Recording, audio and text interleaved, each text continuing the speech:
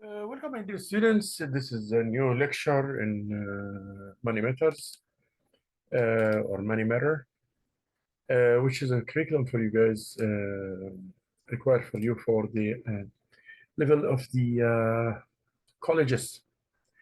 And I will go quickly to what I came for: personal financial decisions. Usually, the personal financial decisions is in all a common thing in all our life. Uh, there are some benefits of personal financial planning, because if you did not plan for anything, you didn't do anything. Failing to plan is a planning to fail. For that reason, we say there is benefits for personal financial planning. Those benefits are: you have more money and financial security. And also, you know how to use money to achieve your goals. And you have less chance for going into debt. You cannot handle. When you have money, you will not get loans or credits or whatever from the others, or you get a mortgage or whatever. When you have money, you are secured. You can help your partner and support your children if you have a family. So those are some points of the personal financial decisions and the benefits of planning. Benefits of personal financial planning. Usually I will stop always whenever I'm working and just put questions here. So here is my first question now. Right now we will put a question and we'll go for answering these questions. So our first question today is: what are then here we go, Control and V, benefits of personal financial planning. Okay, what are the benefits of personal financial planning? I will get it from here again. I will get it from here, and I will say here, copy, then go back to the second page, and I will put it here in the question. What are the benefits of personal financial planning? Probably you will have about 5 minutes to answer this question. Yes, we started right now. However, we can also go for answering this question. What are the benefits of personal financial planning? What are the benefits of personal financial planning? Like I said again, here, more money and financial security. This is the first benefit. You know how to use money to achieve your goals. You have less chance to go on debts. Simply you own, so you will not get loans or whatever. You can help your partner and support your children if you have a family. These are the reasons for the personal financial planning, and that's why I always plan to have money. Now we'll go to the 6 tips of financial planning. But before this, I have to stop here about 5 minutes to get your answers for these questions. You don't need to send me the answers. Just have a notebook and write down these answers, the answer of this question. Just have a notebook and have the answer ready for this question. We'll be right back in about 5 minutes to go to the next part. Please collect your answers for this question. What are the benefits of personal financial planning? What are the benefits of personal financial planning? Kindly work on it. We'll move forward after 5 minutes, soon as you finish answering this question. Again, the answer of the questions in your notebook. You don't need to send it to me. Thank you so much.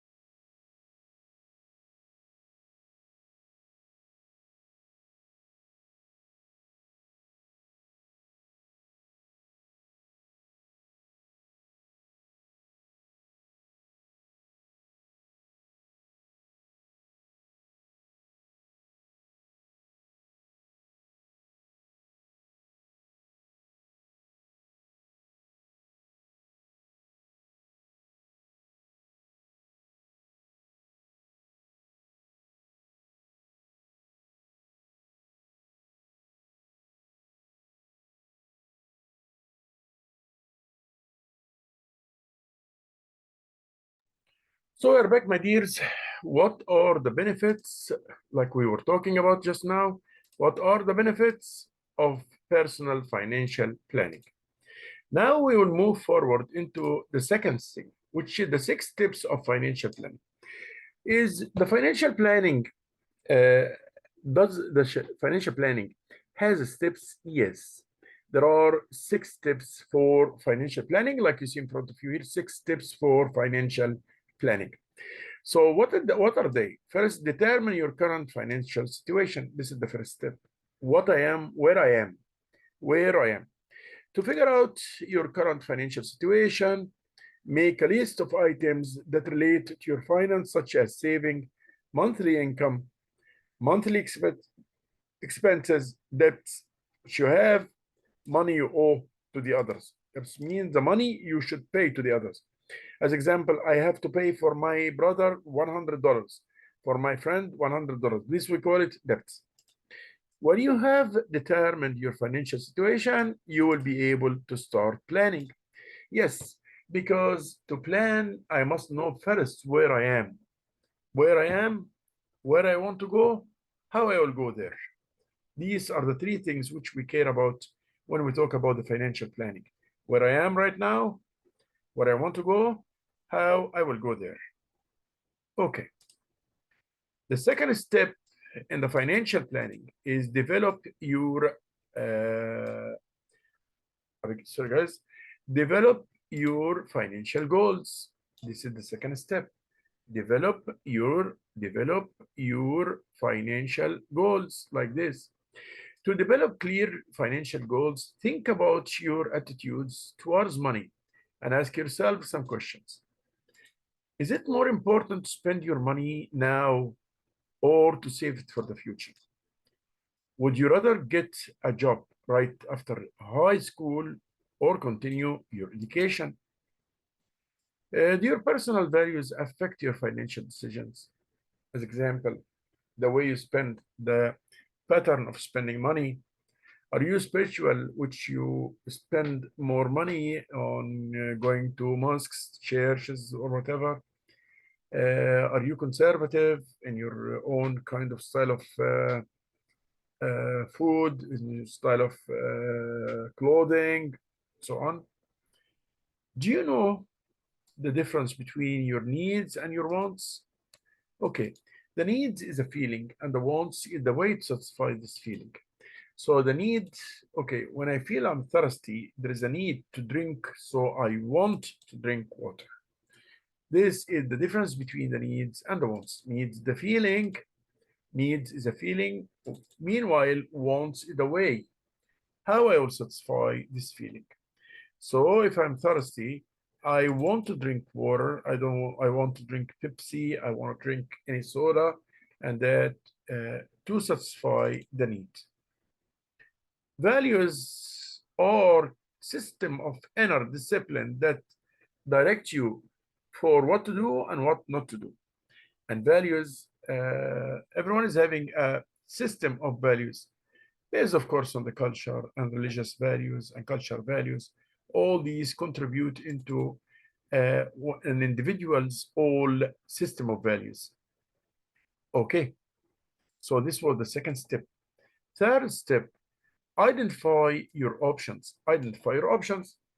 So what the meaning of this? It's impossible to make a good decision. It's impossible to make a good decision unless you know all your options. If you are saving $50 for a month, an example, you might have these options. Expand the current situation by increasing the amount of money you save every month to $60. Or change the current situation by investing in stocks.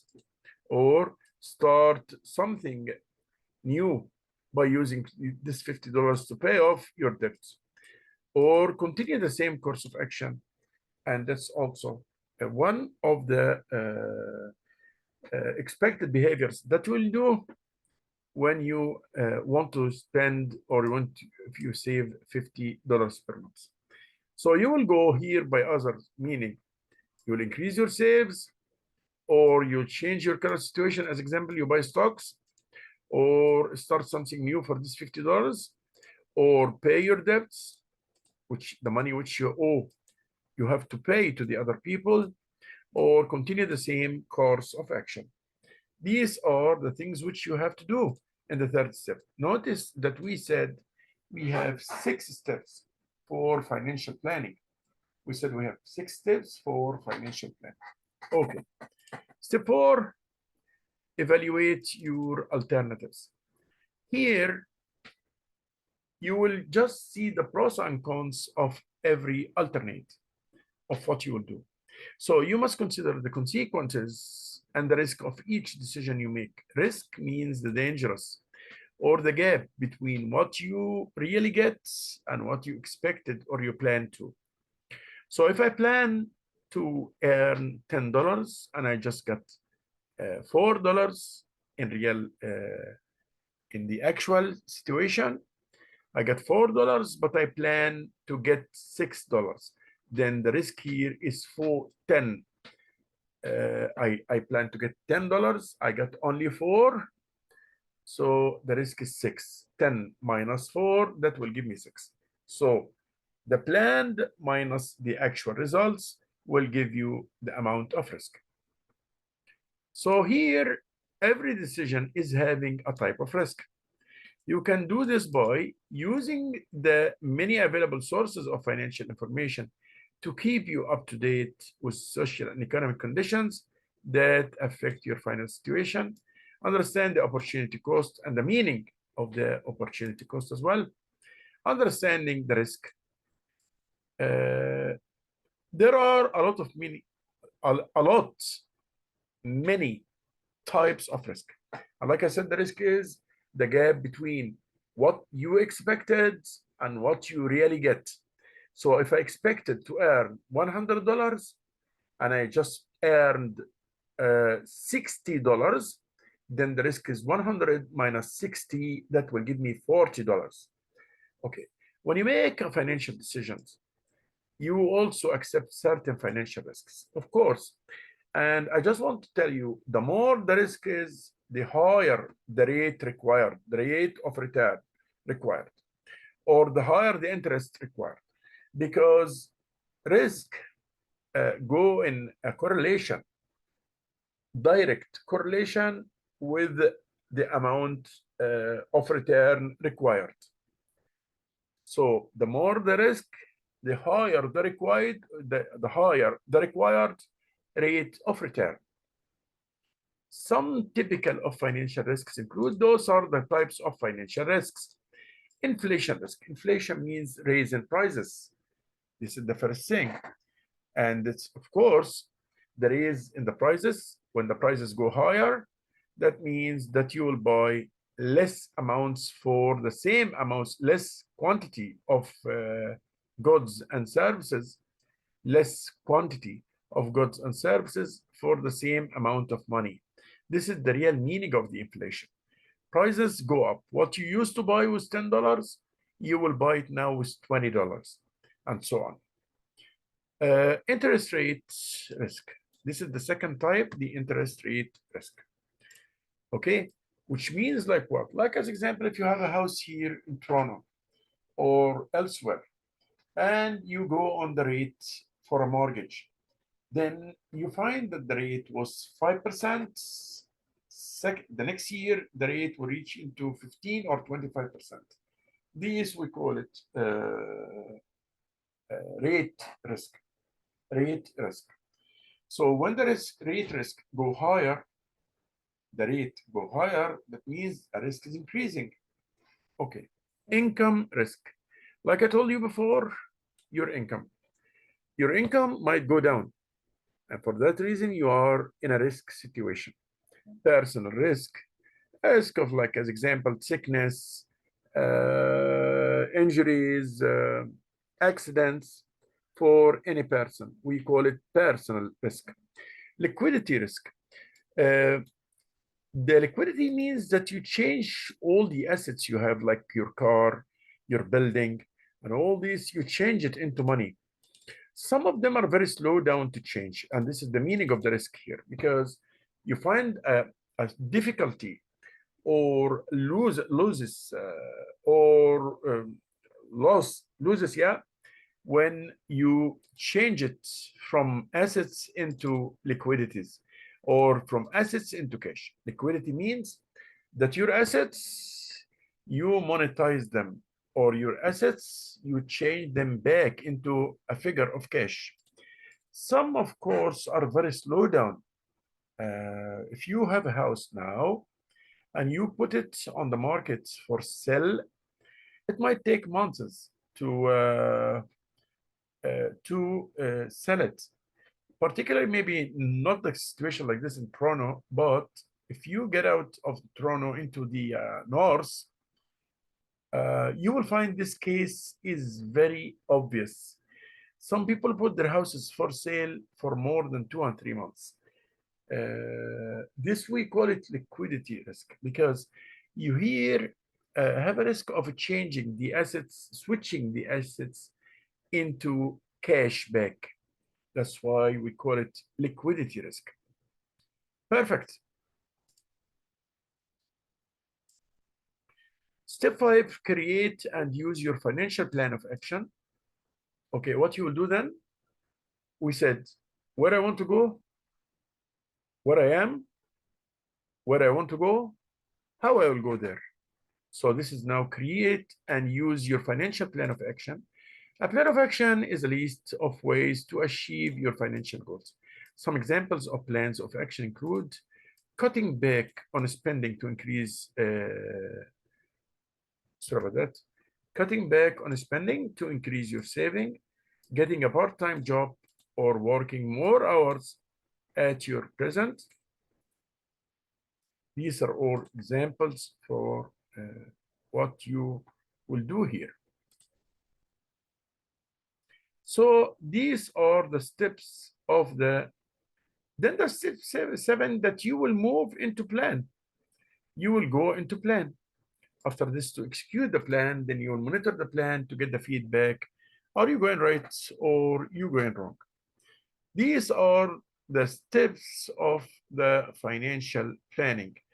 We will go now just right now and put a question here regarding this. Sorry about that. Which is it's yeah. And I will go here and put it from here is better. And I would say, what are the steps of the financial planning? What are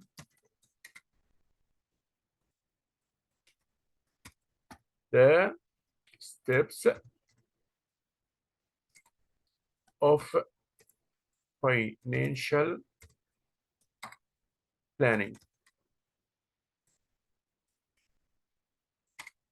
What are the steps of financial planning? What are the steps of financial planning? Here we go. And we need the answer to be here right now. What are the steps of your financial planning? Cool down, that's fine.